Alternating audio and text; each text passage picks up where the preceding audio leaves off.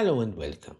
In this video, I'm going to go over the process of how to set up and configure Plex Media Server on an Ubuntu server. The notes are my notes for my actual system, and certain aspects or certain points may not apply to you. So the idea here is simply that of pick and choose.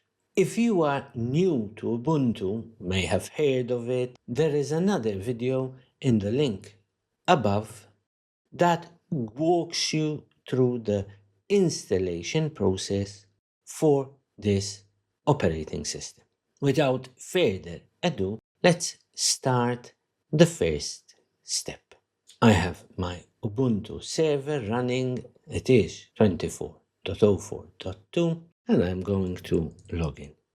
The first thing I want to do is to install OpenSSH Server. In the installation process, there was the option to do that. All you had to do was check it, but we left it out so that it's part of this video series. If you want to check whether this is installed, all you have to do is type the status command for the name of that service. So that's not installed. Let's get down to installing it. Before we install OpenSSH, let us update our package list to check whether there are any updates to them and install these. You will see that we have, and these have been updated. Let us install OpenSSH Server. Do I want? Default is yes. That has been installed. And now let's check again to see whether the service is enabled. And as you can see, it is present. It is enabled. I'm now going to install the program called PuTTY. PuTTY allows me to access this server remotely from another computer. PuTTY is free to use. I have it installed, so I'm not going to do that.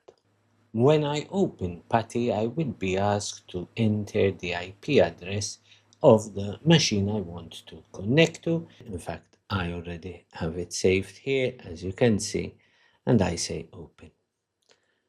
PuTTY opens up and I'm logged in from this. From here on, we're going to interface with PuTTY. The only thing that is missing is that the first time you log into your Ubuntu server from PuTTY, you need to accept the keys. This is for security purposes. Once I've saved them, I won't be asked again,